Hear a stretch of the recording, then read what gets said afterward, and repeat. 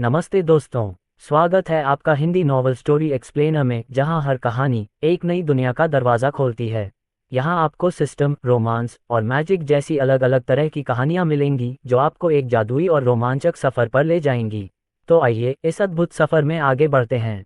अध्याय 22 उदार प्रस्ताव। रिबॉन साबुन और शैम्पू की लोकप्रियता के कारण साबुन उत्पादन व्यवसाय में लगे लोगों के लिए समय कठिन हो गया। कुछ ही दिनों में उनका पूरा काम पुराना हो गया। कोई भी उनके उत्पाद नहीं खरीद रहा था। पिताजी, क्या आप मुझे शतरंज का बोर्ड खरीद सकते हैं? कृपया, पिताजी, एक युवा ने अपने पिता से अपनी शर्ट खींचते हुए विनती की। पिता कोई और नहीं बल्कि असफल साबुन उत्पादन व्यवसाय के मालिक थे। मुझे खेद है बेटा, अभी पैसे की थोड़ी तंगी है। क्या हम अगले साल तुम्हारे लिए एक शतरंज बोर्ड खरीदेंगे? उन्होंने घुटनों के बल बैठकर लड़के के बाल सहलाते हुए कहा। नहीं, मुझे यह अभी चाहिए। उसका बेटा रोता हुआ भाग गया, लेकिन वह उसे उदास रहने देने के अलावा कुछ नहीं कर सकता था। अब जब कोई भी उनका साबुन नहीं खरीद रहा था, तो वे इतना पैसा नहीं कमा पा रहे थे कि अपना कारोबार भी चला सकें। उसने जो भी पैसे बचाए थे, वे इन मुश्किल समय में अपने कर्मचारियों को अच्छा वेतन देने में खर्च कर रहे थे। दस्तक, तभी किसी ने उनके दफ्तर का दरवाज़ा खटखटाया। उन्होंने जल्दी से उस आगंतुक का स्वागत किया, यह उम्मीद करते हुए कि यह कोई संभावित ग्राहक होगा। नमस्ते, मैं आपके लिए क्या कर सकता हूँ? उसने नकली खुशी दिखाते हुए मुस्कुराते हुए कहा। दिया उस आदमी के कार्यालय के अंदर चली गई और उसे नमस्कार करते हुए झुकी। सुप्रभात सर, मैं यहाँ रिबॉन कंपनी के प्रतिनिधि के रूप में हूँ। ये सुनते ही वह आदमी अपनी कुर्सी पर सीधा बैठ गया। उसने कभी नहीं सोचा था कि उसका सबसे बड़ा प्रतिद्वंद्वी अचानक उसके दरवाजे पर आ खड़ा होगा। तुम क्या चाहते हो? उसने थोड़ी कठोरता से कहा। दिया डेस्क के सामने कुर्सी पर बैठ गई और उसे एक कागज का टुकड़ा दिया। आदमी ने उसे अनदेखा कर दिया, एक नज़र भी नहीं डाली और दिया को देखता रहा। उसकी स्पष्ट शत्रुता को देखकर दिया को पता था कि उसे अपना रुख बदलना होगा। सर, आप साबुन का व्यवसाय क्यों करते हैं? दिया ने पूछा। क्या ये स्पष्ट नहीं है? मैं पैसा कमाना चाहता था, लेकिन आपकी कंपनी के कारण मैं अपने बेटे को उसके जन्मदिन पर शतरंज का बोर्ड भी नहीं दे सकता। मेरे कर्मचारी खाने के लिए संघर्ष कर रहे हैं। इसके बाद दिया ने वह कागज़ लिया और उस आदमी को दिखाया ताकि वह उस पर ध्यान दे सके। ये हमारे साबुन का फॉर्मूला है। हमारे युवा स्वामी चाहते हैं कि यह आपके पास हो। आदमी की आंखें चौड़ी हो गईं। उसने जल्दी से कागज़ की सामग्री को देखा और आश्चर्यचकित हुआ कि यह रिबॉन साबुन बनाने के बारे में एक वास्तविक चरण दर चरण निर्देश जैसा लग रहा था। उसे यकीन नहीं हुआ। क्या ये कोई चाल है? तुम क्या करने की कोशिश कर रहे हो? दिया ने सिर हिलाया। कोई चाल नहीं है। अगर तुम वह कागज़ का टुकड़ा अपने साथ ले जाना चाहते हो तो हम खुशी खुशी तुम्हें दे देंगे। इसके अलावा कोई शर्त नहीं है। वह आदमी खड़ा हो गया और अपने कार्यालय में इधर उधर घूमने लगा। क्यों? आप अपने प्रतिद्वंद्वी को अपने साबुन का रहस्य क्यों बता रहे हैं? आप इसे अपने पास रख सकते थे और हम सबको व्यवसाय से बाहर कर सकते थे। दिया मुस्कुराए और उसे युवा मास्टर के शब्द याद आ गए। रिबॉन कंपनी का मालिक दुश्मन नहीं चाहता, वह चाहता है कि हर कोई आराम से रहे, और अगर इसके लिए आपको फॉर्मूला देना पड़े तो वह ऐसा करने को तैयार है। वह आदमी रुक गया और दिया की तरफ देखने लगा कि कहीं वह मजाक तो नहीं कर रही। लेकिन वह मजाक नहीं कर रही थी, वह गंभीर थी। मुझे समझ नहीं आ रहा कि मुझे हंसना चाहिए या उसकी तारीफ करनी चाहिए, उस आदमी ने निराशा में अपने बाल सहलाते हुए कहा। उन्होंने उसके लिए रिबॉन कंपनी से नफरत करना बहुत मुश्किल कर दिया। सर, अगर आप बुरा न माने तो क्या आप मुझे बता सकते हैं कि साबुन बेचकर आप हर महीने कितना कमा लेते हैं? आदमी उसके सवाल से उलझन में पड़ गया। क्या किसी अच्छे दिन पर रिबॉन साबुन के बाजार पर कब्जा करने से पहले आप किस चीज़ को अच्छा मुनाफा मानते थे? दिया ने दोहराया। उस आदमी ने इस पर विचार किया और उदारतापूर्वक अनुमान लगाया। उन्होंने कहा, लगभग 100 स्वर्ण प्रति माह। फिर दिया ने अपनी जेब से एक थैली निकाली और उसे उस आदमी की मेज़ पर रख दिया। वह उस खनकती हुई आवाज़ को किसी और चीज़ के लिए नहीं समझेगा। वे सोने के सिक्के थे, बहुत सारे। रिबॉन कंपनी आपको एक मौका देने को तैयार है। यदि आप हमारी कंपनी के बैनर तले आते हैं तो हम आपको 1000 सोने के सिक्के और हर महीने बिक्री का एक हिस्सा देने को तैयार हैं, बशर्ते आप हमारे लिए रिबॉन उत्पाद तैयार करें। आदमी ने गला साफ किया। उसका दिमाग पहले से ही दिया द्वारा कहे गए सभी शब्दों में खोया हुआ था। यदि आप हमारा हिस्सा बन जाते हैं तो आप आधिकारिक तौर पर रिबॉन साबुन और शैम्पू बेचेंगे। आदमी अपनी कुर्सी पर वापस बैठ गया। अगर मैं मना कर दूं तो क्या होगा? क्या तुम फॉर्मूला वापस ले लोगे? नहीं, वह फॉर्मूला आपका है। आप उस साबुन को किसी दूसरे नाम से बेच सकते हैं और हम आपके व्यापार में बाधा नहीं डालेंगे। हालांकि मैं आपको याद दिला दूं कि हमारी रिबॉन कंपनी सिर्फ एक उत्पाद नहीं है, हमारी कंपनी के लीडर के पास कई अन्य उत्पाद और विचार हैं। उनकी लोशन, परफ्यूम और ऐसे अन्य उत्पाद बेचने की योजना है। ये सिर्फ सफाई उत्पादों तक सीमित नहीं है। जैसा कि आप जानते ही होंगे, शतरंज को बाजार में लाने वाले भी हम ही हैं। यदि आप हमसे जुड़ते हैं तो आपको इसका हिस्सा बनने का अवसर मिलेगा। यदि वह व्यक्ति अदूरदर्शी होता तो वह सिर्फ फॉर्मूला लेकर स्वयं ही रिबॉन साबुन बना लेता और सारा मुनाफा अपने पास रख लेता। लेकिन अगर वह रिबॉन कंपनी के साथ जुड़ता है तो उसे लंबे समय में बहुत ज़्यादा मुनाफा मिलेगा। आखिरकार इस कंपनी का भविष्य बहुत उज्ज्वल था। फिर भी यह एक बड़ा निर्णय था। आप अभी विचार विमर्श करने के लिए समय ले सकते हैं। मैं आपका उत्तर सुनने के लिए थोड़ी देर बाद वापस आऊँगा। दिया वापस दरवाजे तक गई और जाने से पहले उसने एक बार फिर विनम्रतापूर्वक झुककर उनका अभिवादन किया। वह आदमी अपनी सीट पर बैठा रहा, उसका सिर उसके हाथों में दबा हुआ था। उसका यह फैसला उसके और उसके परिवार के भाग्य को बेहतर या बदतर बना सकता था। तभी दरवाज़ा खुला और उसका बेटा उसकी तरफ दौड़ता हुआ आया। उसके चेहरे पर सबसे बड़ी मुस्कान थी। छोटा लड़का ध्रुव द्वारा खुद बनाया गया शतरंज का बोर्ड लेकर आया था। दिया ने उसे उपहार के रूप में दिया। धन्यवाद पिताजी, मैं आपसे प्यार करता हूँ। इससे पहले कि वह कुछ प्रतिक्रिया कर पाते, उनके बेटे ने उन्हें जोर से गले लगा लिया। धीरे धीरे उस आदमी की मुस्कान बढ़ती गई और उसकी आंखों में आंसू भर आए। उसी समय उसने अपना निर्णय पक्का कर लिया। वह उनका प्रस्ताव स्वीकार करने जा रहा था। अध्याय 23 वैंडरबिल्ट विरासत। मेरे पास अच्छी खबर है युवा मालिक। साबुन के हर व्यवसाय ने हमारा प्रस्ताव स्वीकार कर लिया है। दिया ने छत पर धूप में आराम कर रहे युवा मालिक की ओर झुकते हुए कहा। यह अच्छी बात है, यह अच्छी बात है, उन्होंने इत्मीनान से जवाब दिया। मेरे अनुमान के अनुसार हमारे साबुन और शैम्पू के उत्पादन में लगभग 2000% की वृद्धि हुई है। हमारे बैनर के तहत कंपनियों के बुनियादी ढांचे की वजह से अब हम हर दिन हजारों साबुन और शैम्पू बना सकते हैं। उन्होंने इसे बाजार में बेचना शुरू कर दिया है और जैसे ही यह उनके सामान में दिखाई दिया, ये बिक गया। फेरी वालों ने इसे दूसरे शहरों में बेचना शुरू कर दिया है और यह वहाँ भी लोकप्रिय होने लगा है। दिया की आवाज़ में प्रशंसा और उत्साह था। उसने कभी नहीं सोचा था कि साबुन का गुप्त फॉर्मूला बताना उनकी कंपनी के लिए एक बड़ा वरदान साबित होगा। उसने युवा स्वामी को ऐसे देखा जैसे उसके हाथ सोने के हों और वह जिस चीज़ को छूता वह सोना बन जाती। बेशक ध्रुव को नहीं लगता था कि वह कुछ खास कर रहा है। वह तो बस अपनी पिछली दुनिया में बड़े बड़े समूहों की कारोबारी प्रथाओं का पालन कर रहा था। हमने कितना कमाया? ध्रुव ने पूछा। दिया मुस्कुराए और दरवाजे की ओर मुड़ी। उन्होंने देखा कि एक नौकरानी लकड़ी का एक बक्सा उनकी ओर खींच कर ला रही थी। उसे बक्सा धकेलने में कितनी परेशानी हुई होगी, ये देखकर ध्रुव को पता चल गया कि बक्सा भारी था। फिर दासी ने लकड़ी का बक्सा खोला और उसमें रखे हजारों हजारों सोने के सिक्के बाहर निकाले। इसकी चमक ध्रुव के चेहरे पर पड़ी, जिससे उसका चेहरा कुछ देर के लिए पीला पड़ गया। जब हमने सभी खर्चों का भुगतान कर दिया, तब भी हमें लगभग 15,000 स्वर्ण सिक्के प्राप्त हुए। ध्रुव ने शांत रहने की बहुत कोशिश की, लेकिन जब उसने सोने को अमेरिकी डॉलर में बदला तो उसे गहरी सांस लेनी पड़ी। 150,000 डॉलर। ये वह रकम थी जो उसने एक दिन में कमाई थी। मुझे लगता है मैं अमीर हूँ। रिबॉन साबुन और शैम्पू के बढ़ते उत्पादन के कारण कंपनी की प्रतिष्ठा आसमान छूने लगी। ये देखा गया है कि रिबॉन साबुन और शैम्पू के कारण लोग अधिक बार नहा रहे थे और अपने हाथ धो रहे थे, जिसके परिणामस्वरूप बीमारी और अस्वस्थता का प्रसार कम हो गया। 2 महीने के भीतर ही रिबॉन कंपनी ने सभी के दिलों पर कब्जा कर लिया, चाहे वे पुरुष हों, महिला हों, बूढ़े हों या जवान। अधिकांश महिलाओं ने अपने साबुन का उपयोग किया और अधिकांश पुरुषों ने अपना नया बोर्ड गेम खेला। किंग्सब्रिज शहर में रिबॉन कंपनी अखबारों और गपशप में एक गर्म विषय बन गई। हर कोई सोच रहा था कि वे कहां से आए और ऐसे अद्भुत उत्पाद बनाने के लिए कौन जिम्मेदार है।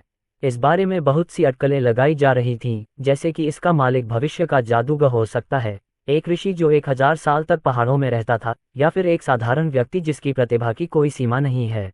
और स्थानीय साबुन व्यवसाय को लगभग दिवालिया घोषित करने के बावजूद कोई भी रिबॉन कंपनी से नफरत नहीं करता था। यहाँ तक कि बर्बाद हो चुकी साबुन कंपनियों ने भी रिबॉन की उदारता की प्रशंसा करना शुरू कर दिया। इससे इस नई कंपनी के इर्द गिर्द रहस्य और बढ़ गया। वे शहर में चर्चा का विषय थे। किंग्सब्रिज में हर कोई रिबॉन कंपनी के बारे में जानता था और उनके उत्पादों का नियमित रूप से उपयोग कर रहा था। और जल्द ही यह अन्य पड़ोसी शहरों और कस्बों में भी फैल गया। ये केवल समय की बात थी जब उन्होंने अपने लिए बाजार का एक बड़ा हिस्सा पूरी तरह से बना लिया। लेकिन जाहिर है किंग्सब्रिज की सबसे बड़ी कंपनी को ये बात समझ में नहीं आई। हमारे सर्वेक्षण से यह निष्कर्ष निकला है कि इस रिबॉन व्यवसाय के कारण हमारी कंपनी की लोकप्रियता में कम से कम 30% की गिरावट आई है। क्या किसी को पता है कि ये नए लोग कहाँ से आए हैं?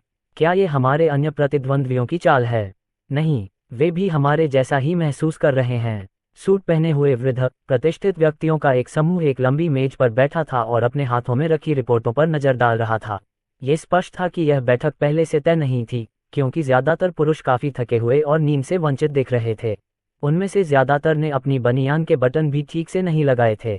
आधी रात हो चुकी थी, कमरा केवल मशालों और मोमबत्तियों से रोशन था, लेकिन वे अभी भी इस बात पर चर्चा पूरी नहीं कर पाए थे कि इस नई रिबॉन कंपनी के साथ क्या किया जाए। सज्जनों, यहाँ समस्या क्या है? हम एक साबुन कंपनी के बारे में क्यों चिंतित हैं? इससे किंग्सब्रिज में हमारे महत्वपूर्ण व्यवसाय पर कोई असर नहीं पड़ेगा, एक युवक ने कहा, जो स्पष्ट रूप से बाकी लोगों की तुलना में थोड़ा अधिक अनुभवहीन था। उसके प्रश्न का उत्तर देने वाला व्यक्ति उसके सामने बैठा गंजा बूढ़ा आदमी था। समस्या यह है कि वे लोगों के बीच लोकप्रिय होने लगे हैं। अभी वे सिर्फ साबुन और शैम्पू बना रहे हैं, लेकिन अगर वे दूसरे उत्पाद बनाने लगे तो क्या होगा? ज्यादातर लोग लोगों के बीच उनकी लोकप्रियता की वजह से तुरंत उनके उत्पाद आजमाना चाहेंगे। देखिए उनके नए बोर्ड गेम के साथ क्या हुआ। इसे तुरंत ही अधिकांश लोगों ने अपने नए शगल के रूप में स्वीकार कर लिया। ये हमारे लिए मुसीबत का सबब बन सकता है। हम उन्हें अपने ग्राहकों को छीनने नहीं दे सकते, नहीं तो हमारा व्यापार चौपट हो जाएगा, गंजे आदमी ने कहा। जैसे जैसे वह बोलता गया, उसके शब्द और भी गुस्से से भरे होते गए।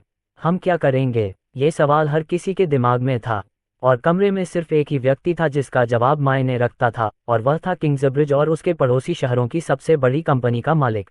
वह मेज के बिल्कुल अंत में बैठा था, जो उसकी अलग स्थिति को दर्शा रहा था।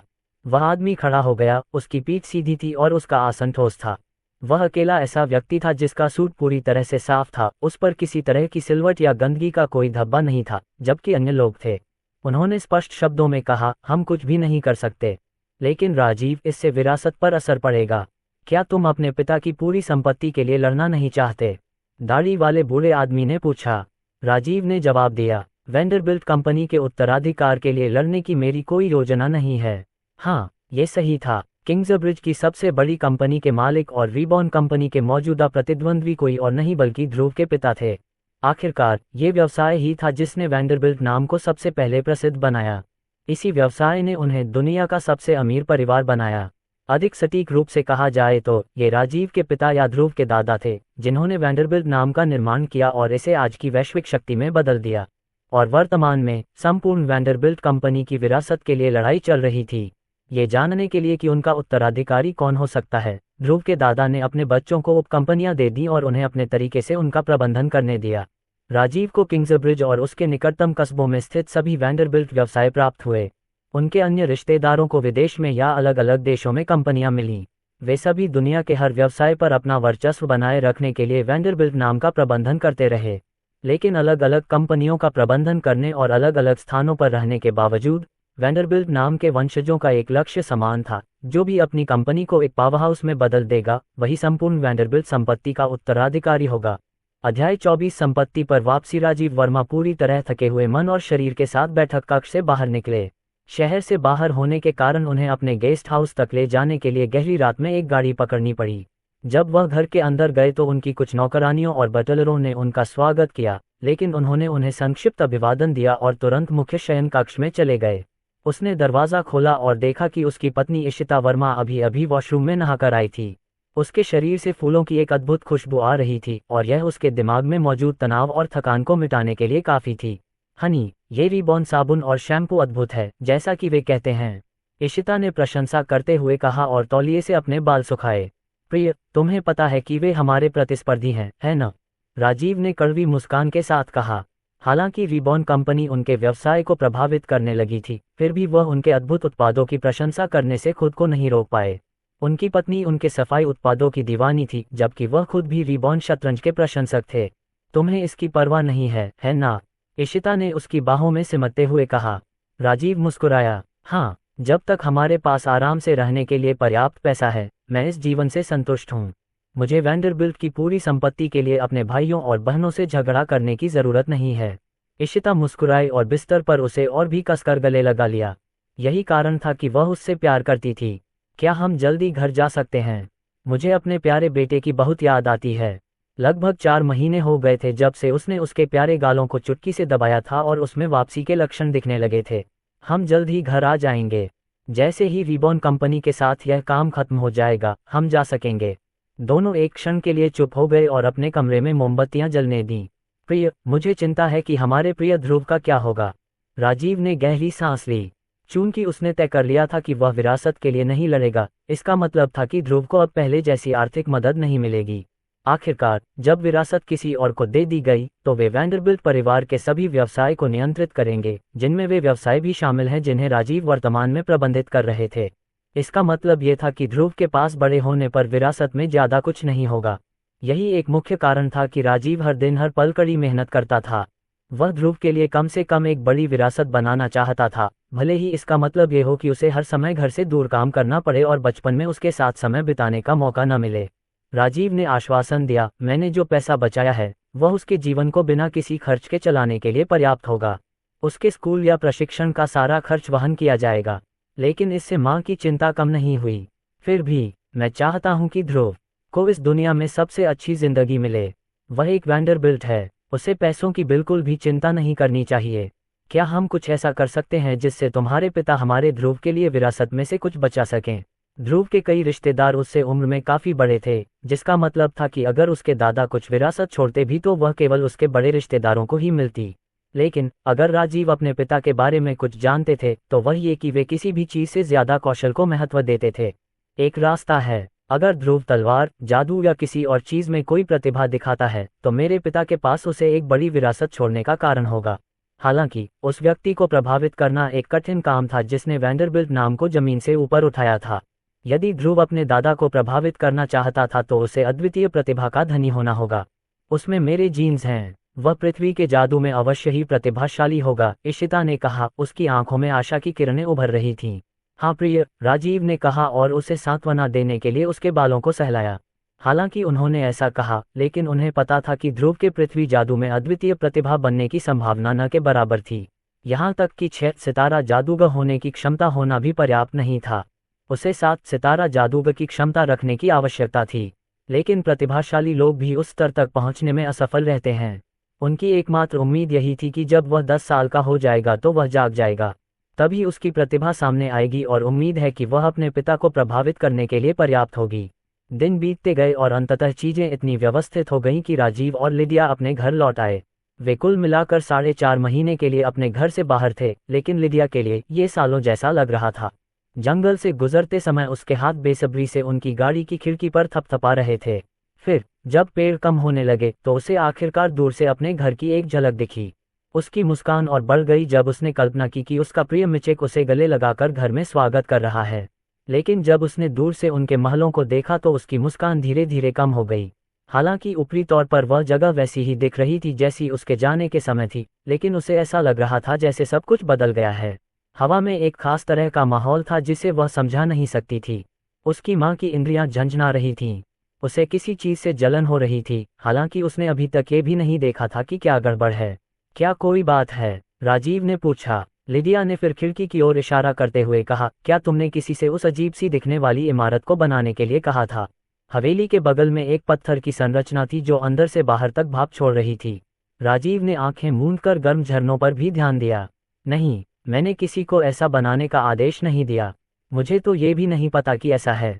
वे इस समय हवेली के इतने करीब थे कि वे देख सकते थे कि नौकरानियां और बटलर लंबी यात्रा से वापस आने पर उनका स्वागत करने के लिए प्रवेश द्वार के पास कतार में खड़े थे। उनके सिर नीचे झुके देखकर राजीव और लिडिया को पता चल गया कि कुछ संदिग्ध चल रहा है। गाड़ी धीरे धीरे रुकी और वे उसके दरवाजे से बाहर चले गए। घर में आपका स्वागत है श्रीमान और महोदया, नौकरानियों और बटलरों ने एक साथ घोषणा की।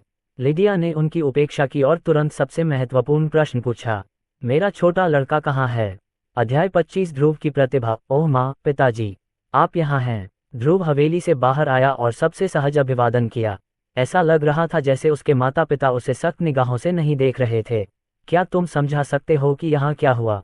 उसके पिता ने पूछा। राजीव ने उन सभी अजीब अतिरिक्त कार्यों की ओर इशारा किया जो उस समय हवेली में हुए थे जब वे 4 महीने के लिए वहां से चले गए थे। ओह खैर, यह एक लंबी कहानी है। ध्रुव ने अपनी माँ और पिता दोनों को पूरे घर का दौरा कराया। सबसे पहले उसने उन्हें रसोई घर दिखाया जो अब पूरी तरह से पाइपलाइन और नल से सुसज्जित था, जो हर दिन इस्तेमाल के लिए साफ पानी की आपूर्ति करता था। फ्लश। फिर उन्होंने अपने नए आविष्कार शौचालय का प्रदर्शन किया और बताया कि किस प्रकार यह हवेली में कचरे की समस्या का समाधान करता है। बस एक बटन दबाने पर सब कुछ नदी से जुड़े पाइपों में बह जाएगा। उन्होंने उन्हें बहुत ही साधारण व्याख्या दी कि पाइपलाइन कैसे काम करती है तथा कैसे पूरे घर में पानी की आपूर्ति करने वाली सभी पाइपें छत पर स्थित टैंक से आती हैं। उसके पिता ने बिना कुछ कहे धातु से बने शौचालय और नल की जांच की तथा ये देखने के लिए उनसे पूछा कि क्या यह उतनी ही आसानी से काम करता है जैसा ध्रुव ने बताया था। उन्होंने जो देखा उसके अनुसार यह सब जादू की वजह से नहीं हुआ, ये सब चीज़ों के प्राकृतिक तरीके से होने वाली हलचल की वजह से हुआ। उसके चेहरे पर आश्चर्य और विस्मय झलक रहा था। दुनिया भर के व्यापारों के बारे में अपने व्यापक ज्ञान में उसने पहले कभी इस तरह की यांत्रिक उन्नति नहीं देखी थी। छोटे धातु के पाइपों के माध्यम से ताज़ा पानी पहुंचाने का इतना आसान तरीका, यह एक बहुत ही सरल विचार था, फिर भी किसी ने पहले कभी इसकी खोज नहीं की थी। यहाँ तक कि राजाओं के महलों और राजघरानों के महलों में भी इस तरह के उपकरण नहीं थे। वे अभी भी जादूगरों से पानी बनाने या अपनी नौकरानियों से अपने कक्षों में पानी लाने के लिए कहते थे। इससे कई सुरक्षा संबंधी समस्याएं हल हो जातीं। आखिरकार बहुत सारे सहायक होने से राजा हत्यारों के लिए असुरक्षित हो सकता था। इससे घर में साफ सफाई की हमेशा बनी रहने वाली समस्या भी हल हो गई। इस पाइपलाइन प्रणाली के साथ राजीव के कारोबारी दिमाग ने तुरंत ही इस प्लम्बिंग सिस्टम की क्षमता को पहचान लिया। अगर इसे हर घर में लागू किया जाए तो ये पूरी दुनिया में क्रांति ला देगा। ध्रुव, क्या तुम जानते हो कि यह यंत्र किसने बनाया है? क्या तुम मुझे उससे मिलवाओगे? राजीव ने पूछा। ध्रुव ने अजीब तरह से मुस्कुराकर अपना सिर खुजलाया। बेशक मैं उसे जानता हूँ पापा, वह मैं ही हूँ। राजीव का चेहरा एक पल के लिए जम गया। तुमने इसे बनाया? कैसे? ध्रुव को पता था कि अब रहस्यों का समय खत्म हो चुका है। वह आखिरकार अपने माता पिता को अपना जादू दिखाने जा रहा था। उसने खिड़की पर से धातु का एक छोटा सा टुकड़ा निकाला और अपने शरीर के अंदर मौजूद पृथ्वी के मान का इस्तेमाल करके उसके आकार को मोड़ने के लिए एक जादू किया। उसका पूरा शरीर आईवी हरे रंग की आभा में चमक उठा, क्योंकि उसने जो अतिरिक्त मान इस्तेमाल किया था वह प्रकाश के रूप में प्रकट हुआ था। धातु का पतला सीधा टुकड़ा अब एक घर के लघु ढांचे में बदल गया था। इशिता ने चौंक कर कहा, टू सितारा मंत्र, मेटल बेंड, पृथ्वी जादू की स्वयंभू प्रतिभा के रूप में वह निश्चित रूप से ध्रुव द्वारा डाले गए जादू को पहचान लेगी। राजीव भी आश्चर्यचकित था। 2 स्टार मंत्र, 5 साल की उम्र में। इससे पहले कि राजीव इस आश्चर्यजनक जानकारी को समझ पाता, इशिता ने उसके कंधों को पकड़ लिया और उसे जोर से हिलाया, मानो वह उसके शरीर से आत्मा को बाहर निकालने की कोशिश कर रही हो। क्या तुमने सुना प्रिय? हमारा बेटा पृथ्वी का एक अद्भुत चमत्कार है। ध्रुव और बाकी नौकरानियों और बटलरों ने मैडम की चीख सुनकर अपने कान बंद कर लिए। ओह मेरे प्यारे प्यारे लड़के, तुम्हें मेरे जीन विरासत में मिले हैं। ये बहुत बढ़िया है। मुझे हमेशा से पता था कि तुम पूरे ब्रह्मांड में सबसे प्रतिभाशाली जादूगर बनोगे। ध्रुव को सांस लेने में कठिनाई हो रही थी, क्योंकि उसकी मां ने उसे अपने गले से लगा लिया था। अगर वह उसके पृथ्वी जादू की योग्यता के बारे में पता चलने पर इतनी चिपकी हुई थी, तो वह कैसी हो जाएगी जब उसे पता चलेगा कि वह सभी 4 तत्वों के जादू का उपयोग कर सकता है। उसने खुद को अंदर से तैयार किया। राजीव घुटनों के बल बैठ गया और ध्रुव की आंखों में देखने लगा। हालांकि राजीव ने शांत रहने की बहुत कोशिश की, लेकिन जब भी वह ध्रुव को देखता तो उसकी आंखों में गर्व और खुशी झलकती थी। बताओ बेटा, तुमने जादू कैसे सीखा? इशिता ने तुरंत ध्रुव को पीछे से गले लगा लिया और राजीव की तरफ देखा। बेशक ऐसा इसलिए है क्योंकि जब भी मैं मैना इकट्ठा करती हूँ तो उसे हमेशा अपने साथ ले जाती हूँ। वह सही थी। ध्रुव को जादू से इतनी जल्दी परिचित नहीं कराया जाता अगर उसने उसे बचपन में ही मैना इकट्ठा करना नहीं सिखाया होता। उसे इसके लिए उसे धन्यवाद देना था, लेकिन वह ये बात जोर से कहने वाला नहीं था। ध्रुव ने कहा, मुझे याद है कि मैंने जादूगरों को जादू करते देखा था, 5 साल के बच्चे की तरह अभिनय करते हुए, जो एक प्यारी सी कहानी सुना रहा था। मुझे लगा कि वे बहुत अच्छे हैं, इसलिए मैंने उनकी नकल की। दोनों अवाक रह गए। आखिरी बार उन्होंने पृथ्वी के जादूगर को अपने भवन में तब आमंत्रित किया था जब उन्होंने ध्रुव की पहली जन्मदिन पार्टी का आयोजन किया था। यदि ध्रुव ने जो कहा वह सच है, तो वह 1 वर्ष की आयु में ही पृथ्वी के जादू के मंत्रों को याद करने, रटने तथा समझने में सक्षम था। उन्होंने यह बात इतनी मासूमियत से कही कि ज्यादातर लोगों को लगा होगा कि वह कोई प्यारी सी बात कह रहे हैं, लेकिन उनके शब्दों का सार कुछ और नहीं बल्कि राक्षसी था। और नल, शौचालय, तुम्हें कैसे पता चला कि इन्हें कैसे बनाया जाता है? ध्रुव ने अपने कंधे उचका दिए। मेरे दिमाग में एक आवाज है जो मुझे बता रही है कि मुझे क्या करना है, उसने बहुत मासूमियत से कहा। राजीव और इशिता एक दूसरे की ओर देखने लगे और अपने आश्चर्य को पुष्ट करने का प्रयास करने लगे। उन्हें ऐसा लगा जैसे ध्रुव को अपनी प्रतिभा का पता ही नहीं था। उन्हें लगा कि ध्रुव के दिमाग में जो आवाज है वह उसका अपना अवचेतन मन है, और जिस तरह एक प्रतिभाशाली पियानो वादक सिर्फ अपने अंतर्ज्ञान से एक अद्भुत धुन बना सकता है, उसी तरह ध्रुव सिर्फ कल्पना से आविष्कार कर सकता है। ऐसा प्रतीत होता है कि उन्होंने एक अद्वितीय सहज प्रतिभा को जन्म दिया है। हाँ, राजीव ने हंसते हुए कहा। और यहाँ मुझे चिंता थी कि हमारा बेटा इतना प्रतिभाशाली नहीं होगा। ध्रुव बौद्धिक रूप से होशियार था और पृथ्वी जादू में निपुण था। वह प्रतिभा से भी बढ़कर था। हमारा बेटा बहुत प्रतिभाशाली है। लिडिया ने ध्रुव के चेहरे से अपना चेहरा सटा दिया। डिंग डोंगत भी उन्हें हॉल में घंटी बजने की आवाज गूंजती हुई सुनाई दी। वह क्या है? राजीव ने पूछा। ओह, ये घड़ी है सर। इसका मतलब है कि लंच का समय हो गया है, सेबेस्टियन ने कहा। घड़ी। अध्याय 26। एक घड़ी की चाहत। जब ध्रुव ने राजीव को हवेली की घड़ी दिखाई तो वह बेहोश हो गया। अंदर लगे गियर और पेंडुलम सिस्टम की जटिलता ने ही उसके सिर को चकरा दिया। ये कुछ जादुई सिद्धांतों से भी ज्यादा जटिल था। पहले तो राजीव को समझ में नहीं आया कि इस मशीन में क्या खास बात है। आखिरकार ये नल या शौचालय की तरह उपयोगी नहीं थी। लेकिन जब ध्रुव ने उसे समझाया कि कैसे पूरा दिन 24 घंटों में विभाजित होता है और कैसे घड़ी एक निश्चित समय तक चलती रहती है तो अंततः उसे इस बात का एहसास हुआ। ये शानदार है, राजीव ने प्रशंसा की। एक व्यवसायी के रूप में वह जानते थे कि उद्योग में समय का ध्यान रखना कितना महत्वपूर्ण है। उदाहरण के लिए, व्यापार उद्योग में सभी को हमेशा दो अलग अलग स्थानों के बीच माल के शिपमेंट को लेकर समस्या होती थी। एक शिपमेंट दिन के समय जल्दी भेजा गया था और सूर्यास्त से पहले अपने गंतव्य तक पहुंच जाएगा। हालांकि दोनों पक्षों के पास यह अनुमान लगाने का कोई सटीक तरीका नहीं है कि वह शिपमेंट कब वापस आएगा। आखिरकार उनके पास इस बात का कोई संदर्भ नहीं था कि गाड़ी के अपने गंतव्य तक पहुंचने में कितना समय लगेगा।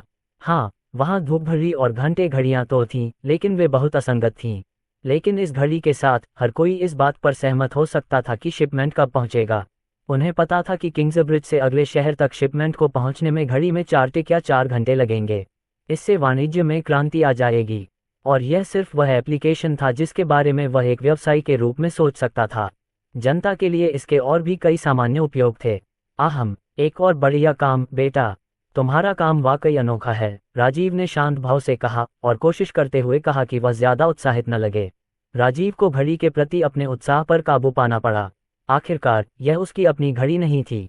चाहे वह अपने व्यवसाय के लिए अपनी खुद की घड़ी कितनी भी चाहता हो, अपने 5 साल के बेटे से कोई एहसान मांगना सही नहीं होगा। ध्रुव मुस्कुराया। पिताजी, क्या आप घड़ी लेना चाहेंगे? राजीव का शरीर उछल पड़ा, उसका शरीर उत्तेजना से कांप उठा। लेकिन फिर भी उसने अपनी भावनाओं को अपने ऊपर हावी नहीं होने दिया। आपने इसे बनाया है, इसलिए यह आपका अधिकार है। मेरे लिए इसे अपने पास रखना उचित नहीं होगा। उसकी आंखों की चमक उसके शब्दों को धोखा दे रही थी। वह अपनी खुद की घड़ी होने के विचार से ही लार टपका रहा था।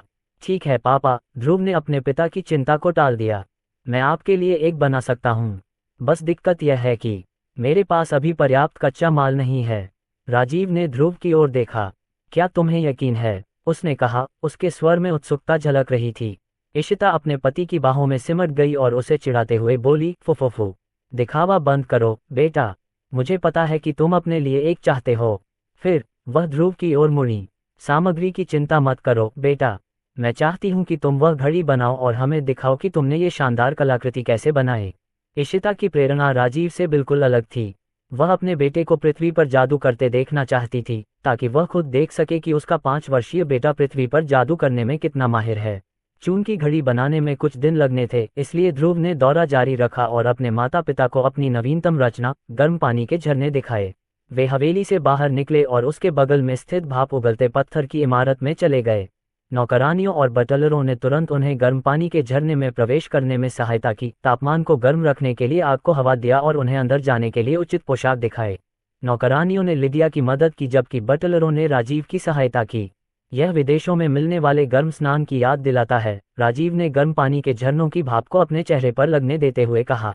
वह एक बार दूसरे देश में गया था और वहां के गर्म पानी के झरने ही एक कारण थे जिसकी वजह से हर साल लाखों विदेशी उनके देश में आते थे।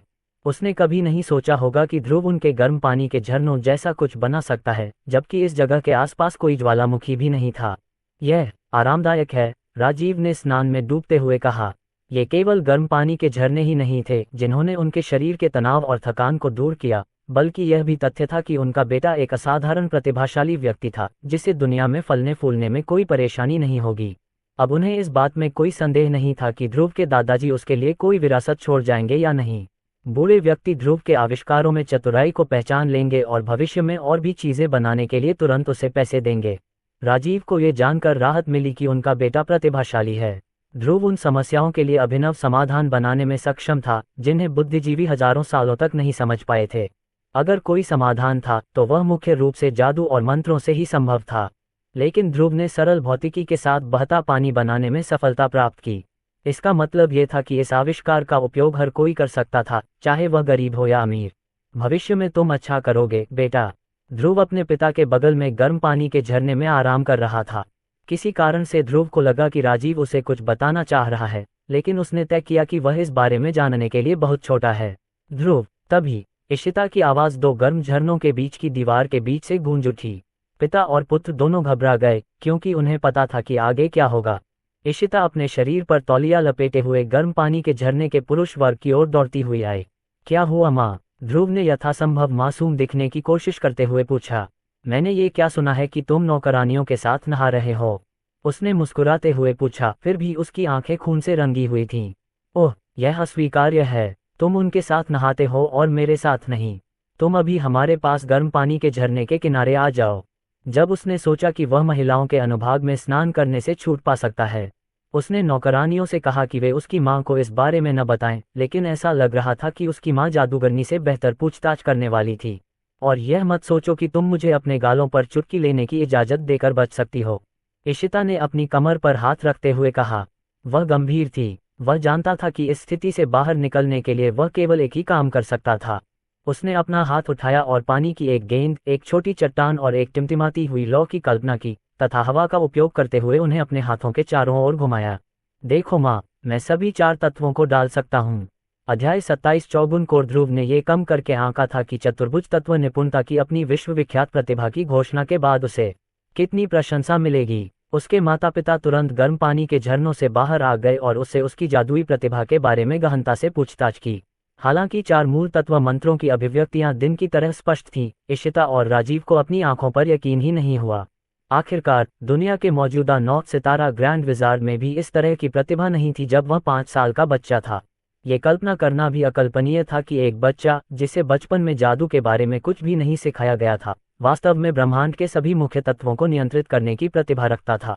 उन्होंने उसे सरल मंत्र जैसे पानी की गेंद, अंगारा, पत्थर फेंक और हवा का झोंका को उनकी आंखों के सामने 2-3 बार डालने को कहा ताकि वे पूरी तरह आश्वस्त हो जाएं।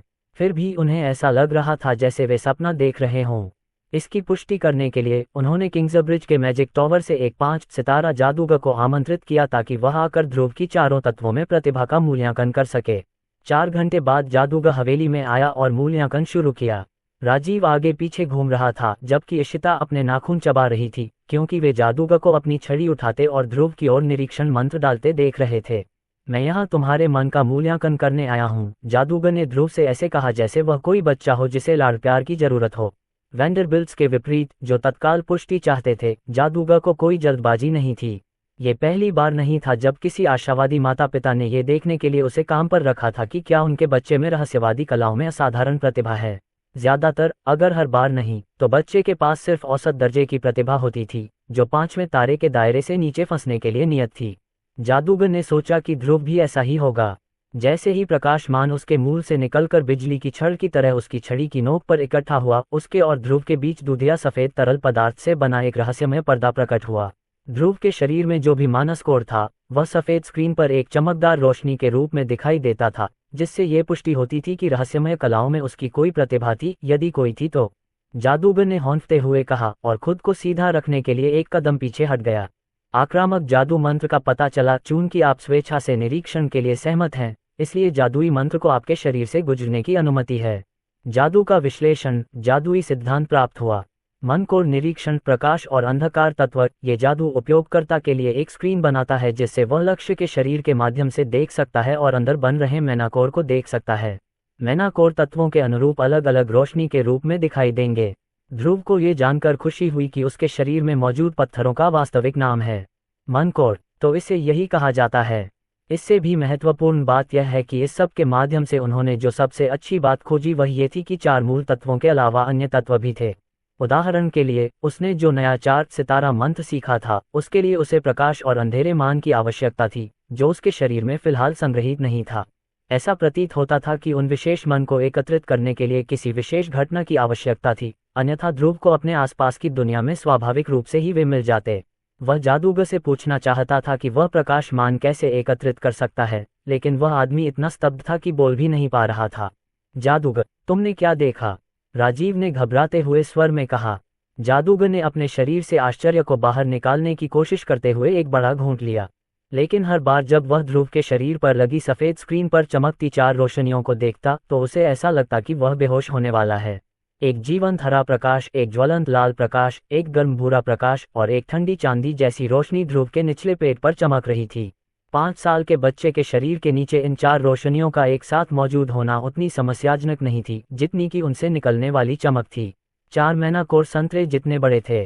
कोई भी व्यक्ति इस विशाल आकार और मन की सांद्रता को केवल किशोर से वयस्क जादूगरों के कोर में ही देख सकता है, जिन्हें वर्षों तक औपचारिक प्रशिक्षण और साधना मिली होती है। कोई भी उम्मीद नहीं करेगा या यहाँ तक कि विश्वास भी नहीं करेगा कि जादूगर ने इसे बिना किसी प्रशिक्षण के 5 साल के लड़के में देखा होगा। केवल इस मानपूल के आधार पर ही उन्हें पहले से ही 1000 वर्ष में एक बार आने वाला प्रतिभाशाली व्यक्ति माना जाता, लेकिन सभी 4 तत्वों पर इतना अधिक मान होना, ये कहना पर्याप्त है, अन्यलोकीय था। वह चारों तत्वों में निपुण है। जादूगर ने अपनी ऊंची नुकीली टोपी ठीक करते हुए और माथे से पसीना पोंछते हुए कहा, मैंने रहस्यवादी कलाओं में इस तरह की प्रतिभा पहले कभी नहीं देखी। मुझे डर है कि मैं जादू में उनकी प्रतिभा का सही मूल्यांकन करने में सक्षम नहीं हूँ। मैं आपसे आग्रह करता हूँ कि आप उसे जल्द से जल्द मैजिक टॉवर ले जाएं। उसे अपनी जवानी बर्बाद नहीं करनी चाहिए और अभी से प्रशिक्षण शुरू कर देना चाहिए। हम उसे अपने संरक्षण में लेने के लिए तैयार हैं। औपचारिक रूप से राजीव ये सुनकर खुश हुआ कि ध्रुव वास्तव में रहस्यवादी कलाओं में एक प्रतिभाशाली व्यक्ति है। इससे ध्रुव के लिए दुनिया के सबसे सम्मानित जादूगरों में से एक बनने का मार्ग प्रशस्त हो सकता है, जिसे राजघराने और राजा भी सम्मान देते हैं। लेकिन औपचारिक रूप से उसे स्वीकार करने के उनके प्रस्ताव को सुनने के बाद राजीव थोड़ा चिंतित हो गया। आखिरकार गिल्ड ऑफ आर्काना में शामिल होने से ध्रुव को अपना पूरा जीवन मैजिक टॉवर में अध्ययन करने में बिताना होगा, रहस्य के शिखर का पीछा करने के लिए सभी सांसारिक इच्छाओं को त्यागना होगा। इतना ही नहीं, यदि ध्रुव जादूगरों के साथ बहुत अधिक जुड़ गया तो उसकी वफादारी वैंडरबिल्ट परिवार से गिल्ड ऑफ आर्काना की ओर स्थानांतरित हो सकती है। जहां राजीव ध्रुव के बहुत अधिक प्रतिभाशाली होने के परिणामों के बारे में चिंतित थे, वहीं दूसरी ओर उनकी पत्नी अधिक महत्वपूर्ण बातों के बारे में चिंतित थीं। तो इशिता ने जादूगर से पूछा, क्या है मैडम? असहाय जादूगर ने पूछा, क्या उसका पृथ्वी तत्व कोर अन्य कोर से बड़ा है? मुझे बताओ कि वह पृथ्वी जादू में अधिक प्रतिभाशाली है। जादूगर को समझ में नहीं आ रहा था कि क्या कहे। अध्याय 28 पत्थर का कवच सीखना। जब से ध्रुव ने अपने माता पिता को अपनी असली जादुई योग्यता बताई है, तब से वैंडरबिल्ट एस्टेट में बहुत कुछ बदल गया है। उसकी दैनिक जिंदगी में सुबह सुबह अपनी मां के साथ पृथ्वी जादू की शिक्षा लेना शामिल था, जिसमें वह अपने पृथ्वी मन को चारों तत्वों में से सर्वश्रेष्ठ बनाने के प्रयास में सभी प्रकार की जानकारी भरता था। उसने इसे ऐसे लिया जैसे कि यह कोई प्रतियोगिता हो। फुफुफुफु, आप सारी जानकारी सोख रहे हैं, जैसी कि मेरी छोटी प्रतिभा से उम्मीद थी। सुबह जल्दी उठने के लिए मजबूर होने के बावजूद ध्रुव को ट्यूशन सेशन से कोई परेशानी नहीं हुई। उसने पृथ्वी के जादू और मंत्रों के बारे में बहुत सी नई जानकारी सीखी जो उसे अन्यथा नहीं पता होती। पृथ्वी का मान दिन के आरंभ में सबसे अधिक होता है, क्योंकि उस समय फूल, पौधे, पत्थर और जानवर जागकर अपने आसपास की सारी ऊर्जा को सोख लेते हैं और उसे पृथ्वी के मान में परिवर्तित कर देते हैं, इशिता ने आगे बताया।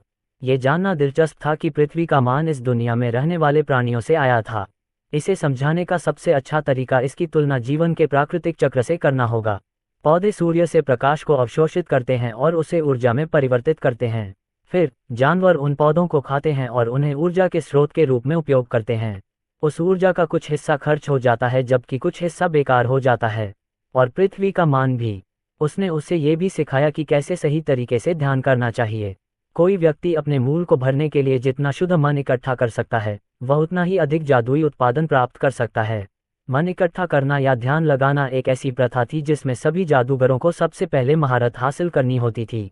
और चूंकि इशिता पृथ्वी जादू में माहिर थी, इसलिए वह पृथ्वी मन का ध्यान करने में भी माहिर थी। किसी बच्चे को उचित तकनीक सिखाने का सबसे अच्छा तरीका यह है कि उसे गले लगा लिया जाए और उसके लिए मन इकट्ठा किया जाए, एक तरह से प्रॉक्सी की तरह।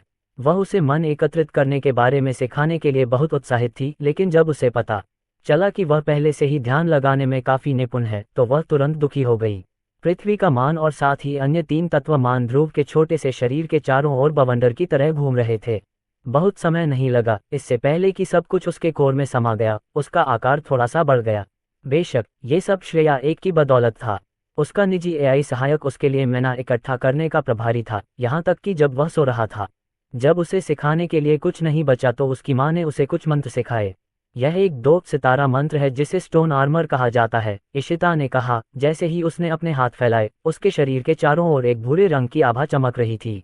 ध्रुव ने देखा कि ग्रेनाइट के पत्थर के टुकड़े उसकी माँ की त्वचा के ऊपर हवा में उभरे और चुंबक की तरह उससे चिपक गए। इसने उसके शरीर पर एक कवच बना दिया जो धड़, सिर, हाथ और पैरों की रक्षा कर रहा था। ग्रेनाइट कवच के कारण वह युद्ध के लिए तैयार एक नौज देवी जैसी प्रतीत होती थी। जादू का विश्लेषण, जादुई सिद्धांत प्राप्त हुआ। पत्थर का कवच पृथ्वी तत्व, ये जादू उपयोगकर्ता को पत्थर से बना एक सुरक्षा कवच बनाने की अनुमति देता है। ये कवच पूरे शरीर को एक अदृश्य सुरक्षा परत में ढक देता है। कवच की सौंदर्य गुणवत्ता उपयोगकर्ता की कल्पना पर निर्भर करती है। कवच की रक्षात्मक गुणवत्ता उपयोगकर्ता की मन की गुणवत्ता और मात्रा पर निर्भर करती है। हमले की ताकत के आधार पर प्रत्येक हिट उपयोगकर्ता के मन को कम कर देगा। इससे पहले कि इशिता ध्रुव को अपना कवच दिखा पाती, उसने ध्रुव के शरीर से पृथ्वीमान निकलते देखा, ठीक उसी तरह जैसे ध्रुव के शरीर से निकला था जब उसने स्टोन आर्मर डाला था। ग्रेनाइट पत्थर के टुकड़े उसके शरीर से कुछ इंच ऊपर तैर रहे थे और फिर उसकी त्वचा में समा गए, जिससे एक पूर्ण शरीर कवच बन गया जो उसे एनीमे में देखे गए काल्पनिक नायकों की याद दिलाता था। बहुत बढ़िया, धन्यवाद माँ, ध्रुव ने सहजता से कहा, एक उपयोगी मंत्र सीखने के लिए आभारी महसूस करते हुए। हालांकि उसे अपने बेटे पर गर्व था, लेकिन वह यह महसूस करने से खुद को नहीं रोक पाई कि ध्रुव के बारे में सब कुछ बेतुका था। उसे कुछ सेकंड भी नहीं लगे इससे पहले कि वह उस मंत्र की महारत को दोहराने में सक्षम हो जाए जिसका अभ्यास उसने सालों से किया था। यह अच्छी बात थी कि वह उसका बेटा था, अन्यथा वह उसकी प्रतिभा को अनुचित मानती। चूंकि यह मंत्र पृथ्वी के मान से बना है, इसलिए ये हवा के हमलों के खिलाफ एक अच्छा बचाव है। हालांकि यह आग के हमलों के खिलाफ कमजोर है, इशिता ने समझाया। खोज पता चला कि पिछले जीवन में एक निश्चित खेल की तरह सभी तत्वों में अन्य तत्वों के प्रति ताकत और कमजोरी थी। पृथ्वी के लिए यह वायु के विरुद्ध तो अच्छा था, लेकिन अग्नि के विरुद्ध बुरा था। मैं स्टोन आर्मर के बारे में जानता हूँ माँ, लेकिन मैं कुछ ऐसा चाहता हूँ जो मुझे सभी हमलों से बचा सके। मैं अपनी रक्षा में कोई कमजोरी नहीं चाहता। इशिता ने अपना सिर हिलाया। सभी मंत्रों की अपनी कमजोरियां और ताकतें होती हैं। ध्रुव के लिए यह आदर्श स्थिति नहीं थी। अपने जीवन को आरामदायक बनाने के लिए वह रक्षा में अत्यधिक शक्तिशाली होना चाहता था, इतना शक्तिशाली कि कोई भी दुश्मन उसे मार न सके, भले ही वह उन्हें हमला करने दे, बिना उनकी चालों से बचने की कोशिश किए।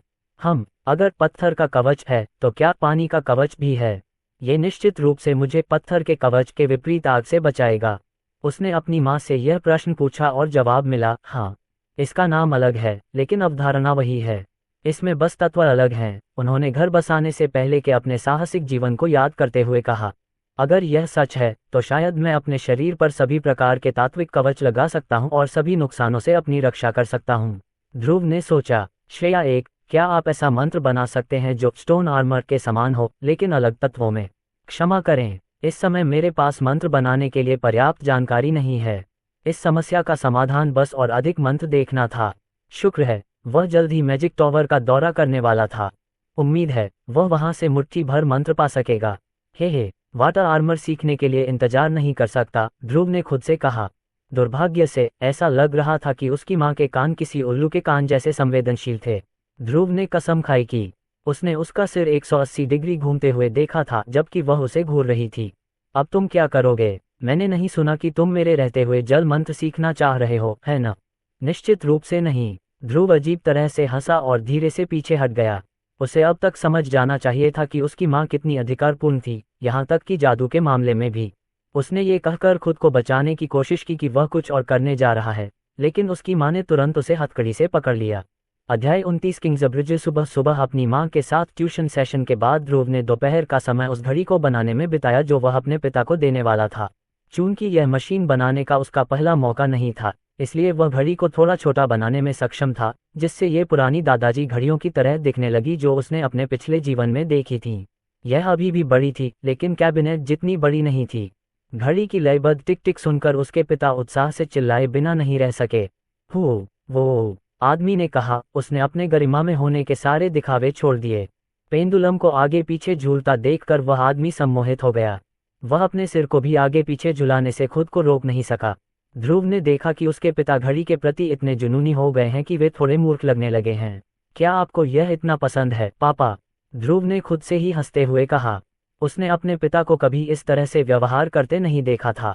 वह हमेशा अपने पिता को एक गंभीर व्यक्ति के रूप में देखता था जो हर चीज को गंभीरता से लेता था, लेकिन अब वह उन्हें बिल्कुल अलग नजरिए से देख रहा था। मैं अभी भी समझ नहीं पाया कि यह कैसे काम करता है और तुमने इसे कैसे बनाया, लेकिन यह अद्भुत है बेटा। धन्यवाद, मैं इसे अपने कार्यालय में स्थापित करने के लिए इंतजार नहीं कर सकता, राजीव ने ध्रुव के बालों को सहलाते हुए कहा। अब जब तुम्हारे पास यह है तो तुम्हारे पास देर से घर आने का कोई बहाना नहीं है ना प्रिय? इशिता की बात से ऐसा लग रहा था जैसे वह मजाक कर रही थी, लेकिन पिता और पुत्र दोनों जानते थे कि यह एक वास्तविक खतरा था। ओह, क्या आप समय देखेंगे? हमें अब चलना चाहिए ताकि हम लंच से पहले किंग्सब्रिज पहुंच जाएं। हा। ऐसा लगता है कि ध्रुव को इशिता के डरावने सवालों से निपटने की क्षमता अपने पिता से विरासत में मिली है। आज वह दिन था जब वे मैजिक टॉवर देखने के लिए किंग्सब्रिज जा रहे थे। किंग्सब्रिज जाने में उन्हें एक हफ्ते का समय इसलिए लगा क्योंकि ध्रुव की मां चाहती थी कि उसका मूल्यांकन होने से पहले वह अपने पृथ्वी जादू को थोड़ा और बेहतर कर ले। हालांकि इससे कोई फर्क नहीं पड़ा, क्योंकि ध्रुव को अंततः जादूगरों को करीब से देखने का मौका मिल गया। अरे श्रेया, तुम देवराज को और अधिक जादुई मंत्र सिखाने के लिए तैयार हो, है ना? मैं आपके आसपास किए जाने वाले जादू मंत्रों को स्कैन करने में पूरी तरह सक्षम हूँ। यही वह बात थी जो उसे सुनना पसंद था। कुछ घंटों बाद सेबेस्टियन ने गाड़ी को खींच रहे घोड़ों को रोका और खिड़की से झांका। सर, मैडम, यंग मास्टर, हम किंग्सब्रिज पहुंच गए हैं। ध्रुव ने रिबॉर्न कंपनी के बारे में दिया कि दैनिक रिपोर्ट सुनने के बाद किंग्सब्रिज के बारे में बहुत कुछ सुन लिया था। उनके अनुसार किंग्सब्रिज एक बड़ा शहर था जिसके नागरिक औसत नागरिक से थोड़े ज्यादा अमीर थे। इस जगह के आम निवासियों में अमीर व्यापारी, मशहूर तलवारबाज परिवार और यहाँ तक कि राजघराने के लोग भी शामिल थे। यही कारण था कि वे रिबॉर्न साबुन और शैम्पू को एक सोने के सिक्के पर बेच सकते थे। ज्यादातर लोग इतना खर्च नहीं कर पाते, लेकिन किंग्सब्रिज के लोग इतने अमीर थे कि वे खुद को खुश रखने के लिए बहुत ज्यादा खर्च कर सकते थे। ध्रुव ने खिड़की से बाहर देखा तो शहर के चारों ओर ऊंची पत्थर की दीवारें थीं, तथा प्रत्येक पहरे पर धनुर्धारी और सैनिक तैनात थे। संरचना को मजबूती और स्थिरता प्रदान करने के लिए दीवारें पत्थर और गारे से बनी हैं। इनकी अनुमानित ऊंचाई 20 मीटर या 6 मंजिला इमारत के बराबर है। क्या आप और जानना चाहेंगे? नहीं, मैं ठीक हूँ, धन्यवाद। जैसा कि एक अमीर शहर से उम्मीद की जाती है, उन्होंने अपने सैनिकों को हथियारों से लैस करने में कोई कमी नहीं की। गेट की रखवाली करने वाले प्रवर्तक पूरे स्टील के कवच पहने हुए थे, जिसके चारों ओर सोने की परत चढ़ाई गई थी ताकि सैनिकों को शाही आभा मिले। मैं वैंडरबिल्ट्स को श्रद्धांजलि अर्पित करता हूँ, सिपाही ने गाड़ी को प्रणाम करते हुए कहा। शहर में प्रवेश करने वाले अन्य लोगों की तरह उनसे पूछताछ नहीं की गई और न ही उनकी गाड़ियों की जांच की गई। उन्हें केवल उनकी गाड़ी पर लगे वैंडरबिल्ट प्रतीक के कारण अंदर जाने दिया गया। वैसे उनका प्रतीक चिन्ह 2 हाथों का था, जो सोने के सिक्कों से भरे हुए संग्रह को थामे हुए थे, तथा उसके नीचे ग्रह की छवि थी। ध्रुव को लगा कि यह तो बहुत ज्यादा है, क्योंकि वे लोग अपनी संपत्ति दिखाने के लिए ही अपने प्रतीक पर असली सोना लगाते हैं। जब उन्हें अंदर जाने दिया गया तो सेबेस्टियन उनकी गाड़ी को दूर स्थित बड़े काले शिखर की ओर ले गया। इस बीच ध्रुव ने अपना सिर खिड़की से बाहर निकाला। ये पहली बार था जब वह अपनी आंखों से एक वास्तविक मध्ययुगीन शहर को देख रहा था। उसे इस बात का एक अमूर्त विचार था कि वे कैसे दिखते थे, क्योंकि वह अक्सर इस युग को दर्शाने वाले एनीमे और टीवी शो देखता था, लेकिन इसे वास्तविक जीवन में देखना अधिक अवास्तविक लगा। पुरुषों ने बढ़िया अंगरखे पहन रखे थे, जबकि महिलाओं ने फूले हुए गाउन पहन रखे थे, जैसे कि यह सामान्य बात हो। ऐसा लग रहा था कि वे कॉस्प्ले कर रहे थे, लेकिन ऐसा नहीं था। यह उस दिन के लिए उनकी असली पोशाक थी। जैसे जैसे गाड़ी किंग्सब्रिज की पत्थर की सड़कों पर आगे बढ़ती गई, ध्रुव के शहर के इत्मीनान से अवलोकन में बाधा उत्पन्न हुई। एक भयंकर गंध ने उसके होश उड़ा दिए। उग, उसे अपनी नाक दबानी पड़ी। वह अब और बर्दाश्त नहीं कर सकता था। यह क्या है डैड? वह क्या है? हालांकि उसके माता पिता को कुछ भी गलत नजर नहीं आया। क्या हुआ प्रिय? ध्रुव ने उनकी ओर ऐसे देखा जैसे वे पागल हों। क्या तुम्हें इसकी गंध नहीं आ रही? इशिता और राजीव दोनों ने एक दूसरे की तरफ देखा। उन्हें नहीं पता था कि इतनी बुरी गंध क्या थी। तभी राजीव को अंततः याद आया कि यह पहली बार था जब ध्रुव किंग्सब्रिज आया था। ओह, तुम्हें डैम्स नदी की गंध आ रही होगी, राजीव ने समझाया। जल्द ही गाड़ी शहर के अगले हिस्से की ओर जाने वाले चौड़े पुल पर पहुंच गई। ध्रुव ने खिड़की से बाहर देखा और आखिरकार उसे एहसास हुआ कि इतनी बुरी गंध किस बात की थी। डैम्स नदी प्रदूषण से भरी हुई थी। कोई भी प्रदूषण नहीं, यह मानव प्रदूषण था, यानी मानव मल। ये दुनिया अभी भी मध्यकालीन समय में अटकी हुई थी, जब मानव मल को बिना किसी सफाई के नदी में फेंक दिया जाता था। ध्रुव इतने लंबे समय से हवेली में आधुनिक टॉयलेटरीज के साथ रह रहा था कि वह इस तथ्य को भूल गया था। अब जाकर उसे यह चेहरा दिखा। अध्याय 30 जादुई टावर। इतने विशाल शहर में धनी नागरिकों की भरमार थी। ध्रुव ने सोचा होगा कि वे अपने स्थान को साफ रखने के लिए बहुत सारा पैसा खर्च करेंगे। भय अडे दे नोट क्लीडिंग। वे सफाई क्यों नहीं कर रहे हैं? वे ऐसा करते हैं। हर सप्ताह जादूगर आते हैं और डेम नदी को शुद्ध करते हैं। जहां तक मुझे पता है उन्होंने कल ही इसे साफ किया है, राजीव ने कहा। कल? उन्होंने कल ही नदी साफ की थी, लेकिन वह पहले से ही कचरे से भरी हुई थी। ध्रुव को यकीन नहीं हुआ। वह एक दिन भी ऐसी जगह पर नहीं रह सकता था जहां मल की बदबू आती हो। लेकिन इस शहर के लोग पुल के किनारे चलते हुए भी हैरान नहीं दिखे। वे भयानक गंध के आदी हो चुके थे। तुम्हें पता है इस जगह को क्या चाहिए? एक सीवेज सिस्टम। हर हफ्ते जादूगरों से कचरा साफ करवाना समस्या की जड़ को नज़रअंदाज करना है। इससे पूरे शहर में बीमारी फैल जाएगी। क्या आप चाहेंगे कि मैं आपको बताऊं कि इस दुनिया में उपलब्ध सामग्रियों का उपयोग करके सीवेज प्रणाली कैसे काम कर सकती है? श्रेया एक के सुझाव ने उन्हें सोचने पर मजबूर कर दिया। क्या उन्हें किंग्सब्रिज सिटी में सीवेज सिस्टम बनाना चाहिए? ध्रुव ने अपने विचारों को एक तरफ रख दिया, कम से कम अभी के लिए। उसे संदेह था कि किंग्सब्रिज के बड़े लोग उसे अपने शहर में इतने बड़े पैमाने पर जीर्णोद्धार करने की अनुमति देंगे। जल्द ही वे ऊंचे शिखर पर पहुंच गए। यह उसकी पिछली दुनिया में मौजूद कुछ गगनचुंबी इमारतों जितना ऊंचा था, तथा इसकी बनावट और रंग भी उस ऑब्सीडियन के समान था जिसे उसने अपने दूसरे जीवन में खेले गए एक ब्लॉकी सर्वाइवल गेम में देखा था। दिलचस्प बात यह है कि मैजिक टॉवर का प्रवेश द्वार एक दरवाजे जैसा था जो घूमते हुए हरे तरल पदार्थ से बना था। हम जादुई टॉवर पर पहुंच गए हैं।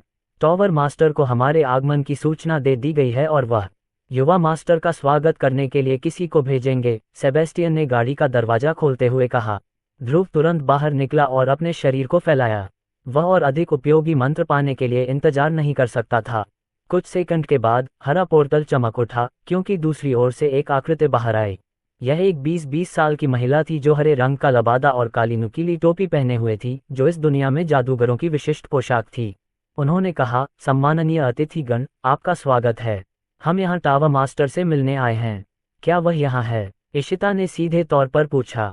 महिला को उसकी अशिष्टता से कोई फर्क नहीं पड़ता था और ऐसा लगता था जैसे जब भी वह ध्रुव की मां को देखती थी तो उसकी आंखों में प्रशंसा की झलक होती थी। मिट्टी की चुड़ैल से मिलना सम्मान की बात है, उसने इशिता का जिक्र करते हुए कहा। दुर्भाग्य से टावर मास्टर इस समय किसी और काम में व्यस्त हैं और इस समय आपसे नहीं मिल सकते, लेकिन वह लगभग 1 घंटे में वापस आ जाएगा। अरे, वह बूढ़ा आदमी क्या कर रहा है? इशिता परेशान सी देखी। ध्रुव ने जो सुना उससे ऐसा लगा जैसे उसकी मां टावर मास्टर से परिचित थी। माँ, क्या आप इन लोगों को जानती हैं? इस बार महिला ने ही उत्तर दिया। बेशक, छोटी सी, तुम्हारी माँ इस जादुई टॉवर से निकली सबसे प्रतिभाशाली जादूगरनी में से एक है। उसे पश्चिम की मिट्टी की चुड़ैल कहा जाता था। अगर उसने अपनी टोपी नहीं छोड़ी होती तो वह शायद अगली टॉवर मास्टर बन जाती। इशिता ने उस महिला की प्रशंसा को नज़रअंदाज कर दिया और इसे अतीत की बात मान लिया। मैंने तुमसे कहा था प्रिय, उस समय मैं एक बहुत ही प्रतिभाशाली पृथ्वी जादूगर था। तुम्हें मैजिक टॉवर से सीखने की जरूरत नहीं है। मैं तुम्हें पृथ्वी मंत्रों के बारे में सब कुछ सिखा सकता हूँ, इशिता ने कहा। राजीव ने अपनी पत्नी को चेतावनी देते हुए कहा, प्रिय, तुम बहुत असभ्य हो रही हो। फिर वह महिला की ओर मुड़ा और उससे पूछा कि क्या उन्हें बाद में फिर आना चाहिए। इसकी कोई ज़रूरत नहीं है, उसने जवाब दिया। यहाँ जो छोटा बच्चा है वह हमारे मैजिक टॉवर का एक छोटा सा दौरा करके हमारे व्यवसाय से परिचित हो सकता है। ध्रुव ने जब ये सुना तो वह खुश हो गया। क्या वह अंततः जादूगरों को एक के बाद एक अद्भुत जादू करते देख पाएगा? क्या मैं ऐसा कर सकता हूँ? उसने उत्साह दिखाते हुए पूछा। ठीक है, हम उसे अभी आपकी देखभाल में छोड़ देंगे, इशिता ने थोड़ी नासमझी से कहा। चिंता मत करो मिस इशिता, हम छोटे बच्चे की देखभाल करेंगे, महिला ने कहा और ध्रुव का हाथ पकड़कर उसे मैजिक टॉवर के प्रवेश द्वार की ओर ले गई। ध्रुव ने अपने माता पिता को ऐसे अलविदा कहा जैसे वह किंडरगार्टन का छात्र हो जिसे डे केयर में छोड़ा गया हो। वे वैंडरबिल्ट के किसी काम में काफी व्यस्त थे, इसलिए वे पूरे दिन ध्रुव के साथ नहीं रह सके। तो छोटे वैंडरबिल्ट, तुम मैजिक टॉवर क्यों जाना चाहते थे? क्या तुमने जादू सीखने में रुचि ली है? तुम्हारी उम्र एक कोड बनाने के लिए मैना इकट्ठा करना शुरू करने का सही समय है। ध्रुव ने उसकी ओर देखा। उन्होंने तुम्हें यह नहीं बताया कि मैं यहाँ क्यों हूँ? महिला ने अपना सिर हिलाया। नहीं, हमें सिर्फ इतना बताया गया है कि आपको टावर मास्टर से मिलना था। ध्रुव को पता था कि यह कोई रहस्य नहीं रहेगा, इसलिए उसने सच उगल दिया। खैर, मैं यहाँ अपनी जादुई प्रतिभा का मूल्यांकन कराने आया हूँ। ओह, ये तो अद्भुत है। आपने पृथ्वी जादू में अवश्य ही कोई प्रतिभा प्रदर्शित की होगी, क्योंकि इसमें आपकी माँ की प्रतिभा भी है। ध्रुव ने सिर हिलाया। हाँ, मुझे लगता है कि मैं पृथ्वी के जादू में प्रतिभाशाली हूँ। कम से कम वे यही कहते हैं। मैं अपनी तुलना करने के लिए किसी और से नहीं मिला हूँ। महिला मुस्कुराई। उसने उसकी बातों पर कोई ध्यान नहीं दिया और सोचा कि यह सिर्फ 5 साल के बच्चे की बकवास है। और जैसे ही वे जादुई टॉवर के करीब पहुंचे, ध्रुव ने हवा में प्रचुर मात्रा में मानस का अनुभव किया। वह घना था, ऐसा लग रहा था जैसे वह मानस कणों के समुद्र में चल रहा हो और सभी रंगों की रोशनियां उसकी आंखों में छा रही हों। वाह, ध्रुव ने कहा, यहाँ बहुत सारा मन है, लेकिन यह असंतुलित क्यों है? बाकी की तुलना में यहाँ अग्नि तत्व अधिक है और जल तत्व बहुत अधिक नहीं है। महिला ने सिर हिलाया। हाँ, ऐसा इसलिए है क्योंकि रुको, तुम हवा में दूसरे मान को कैसे महसूस कर सकते हो? मुझे लगा कि तुम पृथ्वी के जादू में प्रतिभाशाली हो। ध्रुव ने कंधे उचका दिए। मैं इन सभी में प्रतिभाशाली हूँ। महिला वहीं रुक गई और चौड़ी आंखों से ध्रुव को देखने लगी। इस बीच ध्रुव आगे बढ़ गया और जादुई टॉवर के अंदर के द्वार के करीब चला गया। और जैसे ही उसने ऐसा किया, उसे कुछ अपरिचित बात का एहसास हुआ। नए मानव की उपस्थिति का पता लगाना, विश्लेषण पूर्ण। अब आपने 4 नए प्रकार के मैना को इकट्ठा करने की क्षमता प्राप्त कर ली है। प्रकाश, अंधकार, बिजली और जहर। अध्याय 31 जादुई टॉवर में प्रवेश करें। नए मैना कणों को समायोजित करने के लिए नए कोर का निर्माण शुरू करना पूरा हो गया। स्वचालित मैना एकत्रीकरण सक्षम कर दिया गया है। ध्रुव ने अपनी आंखें बंद की और गहरी सांस ली। मैजिक टॉवर से निकलने वाले नए मैना कण प्रचुर मात्रा में थे और उसने इस अवसर का उपयोग जितना संभव हो सके उतना सोखने के लिए किया। उन्होंने अपने मुख्य तत्व मन कोर के चारों ओर 4 अति सूक्ष्म क्रिस्टल की उपस्थिति महसूस की। बिजली के मन को इकट्ठा करने से उसकी त्वचा में चुभन जैसा महसूस हुआ, जबकि जहर के मन को महसूस करने से उसे सीने में जलन जैसा महसूस हुआ। हालांकि उसे बहुत लंबे समय तक असहजता महसूस नहीं हुई। वे जल्दी से उसकी त्वचा के माध्यम से अवशोषित हो गए और नवोदित नए क्रिस्टल में प्रवेश कर गए, जिससे उनमें थोड़ी मात्रा में वृद्धि हुई। इस बीच महिला ने 1 मिनट के सदमे के बाद जो सुना था, उसे समझना अभी अभी पूरा किया था। आप सभी 4 मुख्य तत्वों में प्रतिभाशाली हैं। हे भगवान, यही कारण है कि आपका मूल्यांकन टॉवर मास्टर द्वारा किया जाता है। उसे यह अजीब लगा कि टावर मास्टर ने अपने व्यस्त कार्यक्रम से समय निकालकर एक 5 वर्षीय लड़के के जादू का मूल्यांकन किया। उसे लगा कि ऐसा सिर्फ इसलिए हुआ क्योंकि उसका अंतिम नाम वैंडरबिल्ट था, लेकिन पता चला कि ऐसा रहस्यवादी कलाओं में उसकी अपार प्रतिभा के कारण हुआ था। उसने अपने पूरे जीवन में कभी भी चतुर्भुज महारथी जादूगर नहीं देखा था और इसके बारे में केवल पुरानी कहानियों और किंवदंतियों में ही सुना था। ध्रुव जैसे साधारण लड़के को देखकर और उसकी तुलना अतीत के नायकों से करने के बाद उसे बहुत अच्छा लगा। ओह, तुम मैजिक टॉवर में आराम से क्यों नहीं बैठ जाते? मुझे टॉवर मास्टर को उसके काम से जल्दी बुलाना होगा और तुरंत तुम्हारा मूल्यांकन करना होगा। ये बहुत महत्वपूर्ण है। महिला ने तुरंत अपनी जादुई अंगूठी से एक लंबी झाड़ू निकाली और उस पर बैठ गई, इससे पहले कि वह दूर तैरने लगती। क्या उसने सचमुच एक 5 साल के लड़के को अकेला छोड़ दिया? ध्रुव ने कंधे उचका दिए। वह अपना ख्याल खुद रख सकता था। ये भी अच्छा था। वह अपना समय निकालकर मैजिक टॉवर में हर जादूगर का निरीक्षण करना चाहता था ताकि उनके अभ्यास सत्रों से सभी तरह के मंत्र सीख सके। वह चेहरे पर उत्साह भरते हुए टॉवर के प्रवेश द्वार की ओर चला गया। जब उसने दूसरी ओर पैर रखा तो पहली चीज जो उसने देखी वह ये थी कि जादुई टॉवर बाहर से जितना दिखता था, अंदर का हिस्सा उससे कहीं अधिक बड़ा था। जैसे ही वह अपने नए परिवेश में आया, उसके चेहरे पर विस्मय छा गया। दीवारों पर मानव चित्रों की तैलचित्रकारी लगी हुई थी जो इस तरह से हिलती हुई लग रही थी जैसे कि वे मानव हों। कुछ लोग उसकी ओर झुके हुए थे, जबकि अन्य ने उसकी ओर ध्यान नहीं दिया और पेंटिंग में जो कुछ भी कर रहे थे उसे जारी रखा। उसने ऊपर देखा और कहीं नहीं जाने वाली तैरती हुई सीढ़ियां देखीं। उसने छत पर आगे जादूगरों को बिना अपनी नुकीली टोपी को जमीन पर गिराए उल्टा चलते देखा। ऐसा लगा जैसे वह एक भ्रम देख रहा था। नाचती हुई मोमबत्तियां कमरे को रोशन कर रही थीं, जो हवा में एक दूसरे का पीछा कर रही थीं, जैसे छोटे बच्चे खेतों में खेल रहे हों। इस जगह पर बोलने वाली किताबें, खंभे और दरवाजे आम बात थी। कुछ ने ध्रुव को अपना दरवाजा खोलने के लिए प्रेरित किया, कुछ ने उसे ऐसा न करने की चेतावनी दी और कुछ ने उसे कक्ष में रहस्यमय वस्तुओं को अनदेखा करते हुए देखकर हंसा। ध्रुव ने जादुई टॉवर में जो कुछ भी देखा, उसे देखकर आश्चर्यचकित होते हुए लगभग 10 मिनट बिताए होंगे। ये वह सब कुछ था जो उसने सोचा था और उससे भी अधिक। इससे उसे आश्चर्य हुआ कि उसकी पिछली दुनिया के लेखकों ने अपनी कहानियों में जादुई मीनारें बनाते समय कितनी सारी चीजें सही की थीं। वह कक्ष में घूमता रहा और विभिन्न हॉलों से झांकता रहा जो मीनार के विभिन्न भागों की ओर जाते थे। उन्होंने दिया के मैजिक टॉवर के संक्षिप्त दौरे के बारे में जो सुना था, उसके अनुसार पहली मंजिल जनता के देखने और आश्चर्यचकित होने के लिए उपलब्ध थी। यह एक ऐसा स्थान माना जाता था जहां जादूगर सामान्य लोगों की आंखों में विस्मय और आश्चर्य उत्पन्न करने के लिए अपना जादू प्रदर्शित करते थे। लेकिन उन्होंने जहां भी देखा, वहां किसी भी प्रकार की कोई प्रस्तुति नजर नहीं आई। वहां तो उसका स्वागत करने के लिए कोई जादूगर भी नहीं था। जादू टोना कहाँ है? जादू टोना कहाँ है? मंत्र कहाँ है? मैंने इस क्षेत्र में मन का कोई उपयोग महसूस नहीं किया है। हालांकि उस दिशा में मानव गतिविधि के कुछ सबूत हैं। मेरा सुझाव है कि आप दालान की ओर जांच करें। ध्रुव ने श्रेया एक के निर्देशों का पालन किया और एक घुमावदार गलियारे से होते हुए एक अलग कक्ष में पहुंचा। जैसे ही वह अगले कमरे के करीब पहुंचा, ध्रुव ने मेज पर किसी चीज के टकराने की आवाज सुनी। और यह सिर्फ एक आवाज नहीं थी, यह एक साथ कई आवाजें थीं। वह खुले दरवाजे से अंदर गया और कमरे के गोलाकार अंदरूनी हिस्से को देखा, जिसमें दीवारों के साथ हजारों पुस्तकों की अलमारियां लगी हुई थीं। यह एक पुस्तकालय जैसा लग रहा था, लेकिन शांति और सन्नाटे के बजाय वहां रेलिंग के चारों ओर बहुत सारे लोग इकट्ठे थे और कमरे के केंद्र की ओर झांक रहे थे। हो, क्या बड़ी भूल है, मुझे उससे और अधिक की उम्मीद थी। वह अपना मोहरा कैसे छिन जाने दे सकता था। शीर्ष स्थान अभी भी हासिल करने की होड़ है। यह एक कड़ी प्रतिस्पर्धा है। ध्रुव ने दर्शकों की बातचीत सुनी और ऐसा महसूस किया जैसे वह जानता था कि क्या हो रहा है। वह भीड़ के बीच से निकलकर लकड़ी की रेलिंग के पार झांकने लगा। पाक टिक पाक, लकड़ी के तख्तों पर टकराते शतरंज के सैकड़ों मोहरों की आवाजें उसके कानों में गूंज रही थीं। इस पुस्तकालय की निचली मंजिल पर लगभग 100 वर्गाकार मेजें थीं, जिनमें से प्रत्येक पर एक शतरंज का बोर्ड लगा हुआ था। कुछ मोहरे किनारों पर फैले हुए थे और कुछ अभी भी अपने निर्धारित स्थानों पर गर्व से खड़े थे। कल्पना कीजिए कि ध्रुव को कितना आश्चर्य हुआ होगा जब उसे पता चला कि वह जादूगरों को जादू करते क्यों नहीं देख पा रहा था। वे शतरंज खेलने में बहुत व्यस्त थे। वह नहीं जानता था कि क्या महसूस करे, खुश कि रिबॉन शतरंज तेजी से फैल रहा था, या दुखी कि वे खेल के प्रति इतने जुनूनी थे कि उसे सीखने के लिए मंत्र नहीं सिखाते थे। हमेशा की तरह ध्रुव को सफलता से संतोष करना पड़ा।